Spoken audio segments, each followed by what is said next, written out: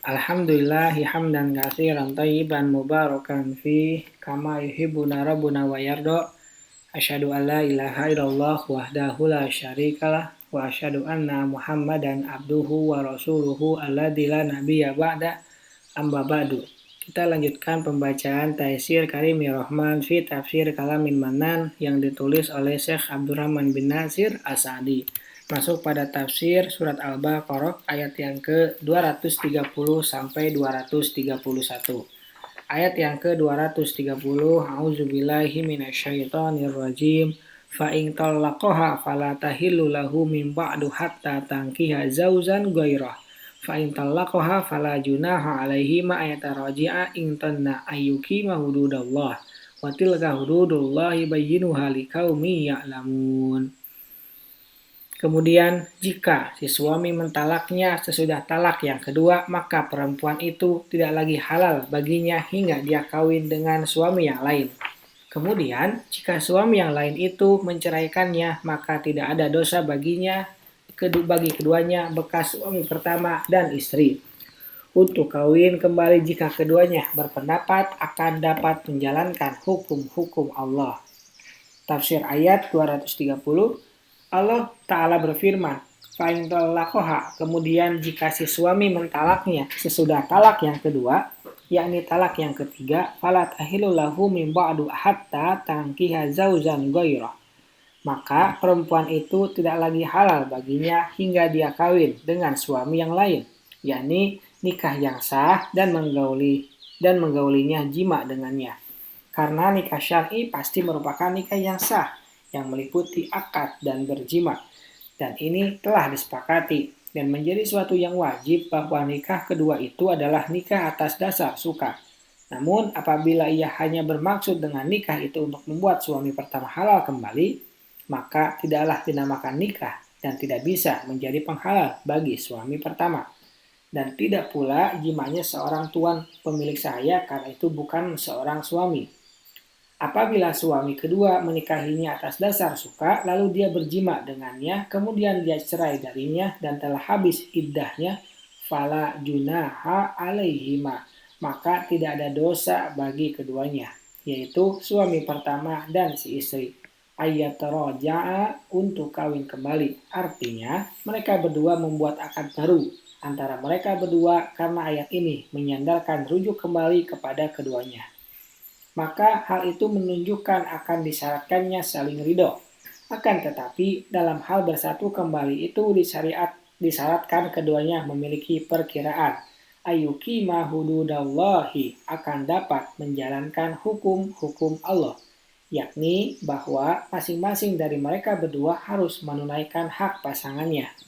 Yang demikian itu, apabila mereka berdua menyesal dengan hubungan terdahulu mereka yang menyebabkan perpisahan dan mereka bertekad kuat untuk merubahnya dengan hubungan yang lebih baik, maka dengan demikian tidak ada dosa bagi keduanya untuk bersatu kembali.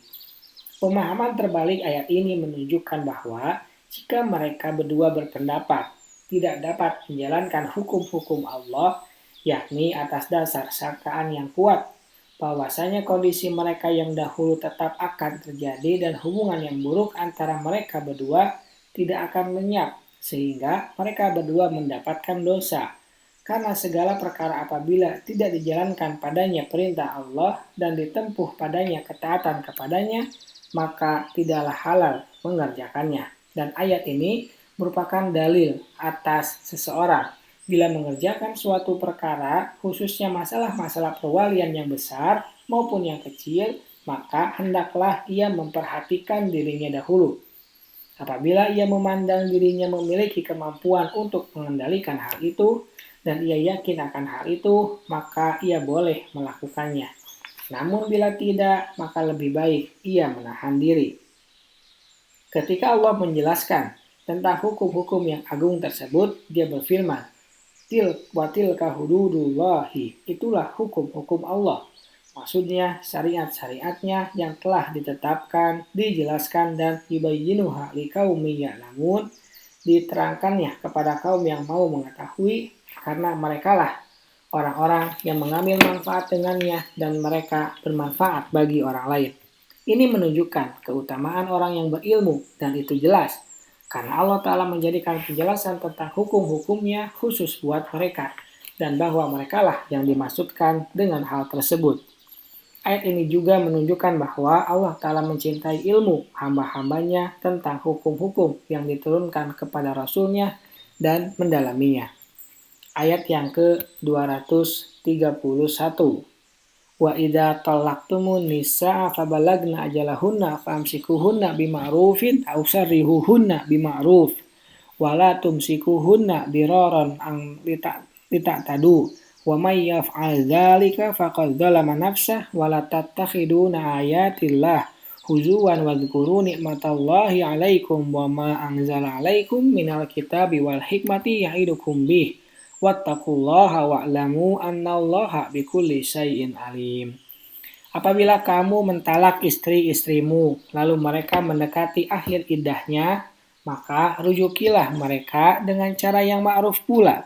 Janganlah kamu rujuki mereka untuk memberi kemudaratan, karena dengan demikian kamu menganiaya mereka. Barang siapa berbuat demikian, maka sungguh ia telah berbuat zalim terhadap dirinya sendiri. Janganlah kamu jadikan hukum-hukum Allah sebagai permainan, dan ingatlah nikmat Allah padamu, dan apa yang telah diturunkan Allah kepadamu, yaitu Alkitab, Al-Quran, dan Al-Hikmah As-Sunnah. Allah memberi pengajaran kepadamu dengan apa yang diturunkannya itu, dan bertakwalah kepada Allah, serta ketahuilah bahwasanya Allah Maha mengetahui segala sesuatu. Kemudian Allah Ta'ala berfirman, wa in talaqtumun nisaa, apabila kamu mentalak istri-istrimu, yakni talak roj'i yang pertama atau yang kedua, fabalagna ajalahunna, lalu mereka mendekati akhir iddahnya, artinya sudah hampir selesai masa iddahnya, fa'amsikuhunna bima'rufin aw sarihuhunna bima'rufin, maka rujukilah mereka dengan cara yang ma'ruf, atau cerakailah mereka dengan cara yang ma'ruf pula. Maksudnya, kalian kembali rujuk kepada mereka dengan niat untuk menunaikan hak-hak mereka, atau kalian membiarkan mereka tanpa rujuk dan tidak pula memudaratkan mereka. Oleh karena itu, Allah berfirman, wala tumsikuhunna diraron, janganlah kamu rujuki mereka untuk memberi kemudaratan. Artinya, yang dapat menimbulkan mudarat bagi mereka lita'tadu, karena dengan demikian kamu menganiaya mereka dalam perbuatan kalian yang halal itu menuju kepada keharaman. Yang halal adalah kalian kembali kepada mereka dengan cara yang baik, sedangkan yang haram adalah kalian rujuk untuk memudaratkan mereka. Wa may yaf'al dzalika faqad dzalama nafsah, barang siapa berbuat demikian, maka sungguh ia telah berbuat zalim terhadap dirinya sendiri. Seandainya kebenaran itu kembali kepada makhluk, maka mudarat itu juga kembali kepada orang-orang yang menghendaki kemudaratan itu. Wala tattakhidu ayatillahi huzwa. Janganlah kamu jadikan hukum-hukum Allah permainan. Setelah Allah Ta'ala menjelaskan hukum-hukumnya dengan sejelas-jelasnya, di mana maksud dari itu semua adalah mengetahuinya, mengamalkannya, memperjuangkannya, serta tidak melampaui batasannya, karena Allah Ta'ala tidak menetapkannya dengan sia-sia. Akan tetapi Allah menurunkannya dengan benar, jujur, dan sungguh-sungguh. Allah melarang menjadikannya sebagai permainan. Artinya hanya sebagai main-main, yaitu dengan bersikap lancang terhadapnya dan tidak menunaikan kewajiban-kewajibannya seperti menyengaja kemudaratan dalam rujuk atau dalam perceraian, atau banyak bercerai, atau menyatukan 3 talak sekaligus. Padahal di antara rahmat Allah adalah Dia jadikan talak itu satu demi satu sebagai suatu kasih sayang untuknya dan untuk menuju kemaslahatannya. Wadhkuru ni'matallahi 'alaikum, dan ingatlah nikmat Allah padamu. Secara umum yaitu pujian dan sanjungan dengan lisan, pengakuan, dan penetapan dengan hati, dan menggunakannya dengan anggota tubuh untuk ketaatan kepada Allah. Wa ma anzala 'alaikum minal kitabi wal hikmati, dan apa yang telah diturunkan Allah kepadamu yaitu Alkitab, Al-Quran, dan Al-Hikmah. yakni as-sunnah. Yang keduanya menjelaskan bagi kalian jalan-jalan kebaikan, memberi semangat buat kalian untuk melakukannya, dan juga tentang jalan-jalan kejahatan, lalu mengingatkan kalian darinya, memberitahu kalian tentang dirinya dan tindakannya terhadap wali-walinya dan musuh-musuhnya, dan mengajari kalian apa yang tidak kalian ketahui. Pendapat lain mengatakan bahwa hikmah di sini adalah rahasia-rahasia syariat. Dalam Al-Quran terkandung hikmah-hikmah, dan hikmah itu merupakan penjelasan hikmah Allah pada perintah-perintahnya dan larangan-larangannya. Kedua makna tersebut adalah benar adanya, karena itu Allah berfirman, ya'idukum bi, Allah memberi pengajaran kepadamu dengan apa yang diturunkannya itu. Maksudnya, dengan apa yang dia turunkan kepada kalian. Ini menguatkan bahwa maksud dari hikmah dalam ayat di atas adalah rahasia-rahasia syariat. Karena nasihat itu adalah dengan menjelaskan hukum, hikmah, memberi dorongan, dan ancaman. Berhukum dengannya akan menghilangkan kejahilan, dan hikmah disertai dengan pemberian kabar gembira akan menimbulkan keinginan. Sedang hikmah disertai dengan ancaman menimbulkan kekhawatiran. Wattaqullaha, dan bertakwalah kepada Allah dalam segala urusan kalian.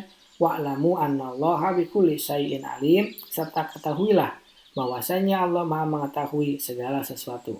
Karena itulah Allah menjelaskan bagi kalian hukum-hukum tersebut dengan begitu bagus dan mantap yang sejalan dengan kemaslahatan pada setiap masa dan tempat.